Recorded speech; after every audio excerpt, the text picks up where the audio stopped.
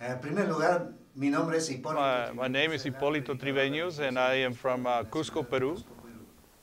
¿Cómo hemos venido a conocer a Cristo? En primer lugar, bueno, yo conocí el I learned of the gospel of Jesus Christ in Lima through a Christian, a Jewish Christian. This person talked to me about the gospel. I asked him if a question, and the question was simply that if there was a burial ground where Jesus was buried in Palestine. And he told me that yes, there is a place where Jesus was buried, but Jesus is not there.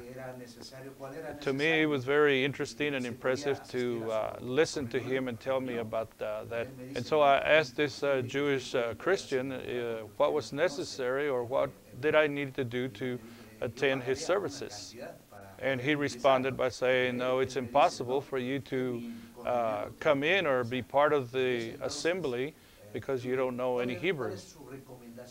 And since then, I asked him and I said, what is your recommendation for me to study the Bible?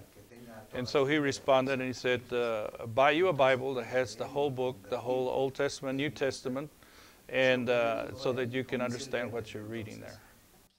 So for the 2 years that we were at Sunset, we visited Broadway and we visited, or we helped out in Broadway and helped out also in Meadow. And so after that, we decided we wanted to dedicate our lives to the mission or the missionaries.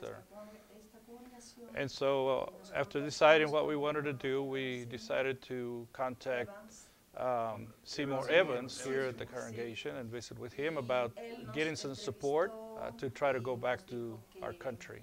He asked us how much we needed, and so his response was that it was just a small amount of that they needed, and even though that Broadway had several missionaries that they were supporting, that they would think that they would be able to help them support there in Peru.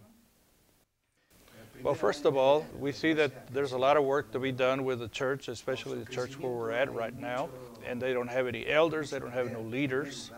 Every congregation needs the preparation of elders and deacons and leadership.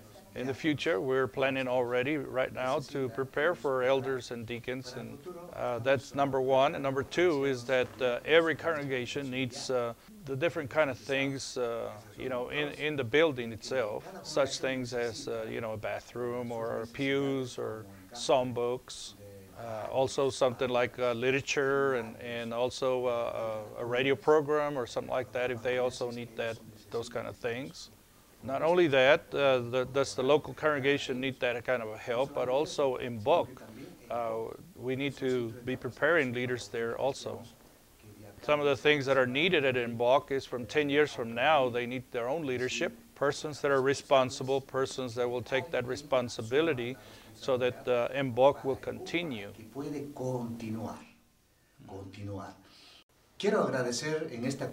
I want to appreciate with this conclusion to the church at Broadway. I want to thank the congregation and the church, the leadership there at Broadway for the 37 years that you have helped us work in Peru. I appreciate the elders, the deacons, the congregation for all your prayers and for all the help that you have given us, that they have reached us to Peru, and all the congregations that we have there in Peru. And this year we have started a new work that is in Sector Mayo. And so some of the other congregations that they were kind of fading away, we have renewed their spirit, and that is very important at this time.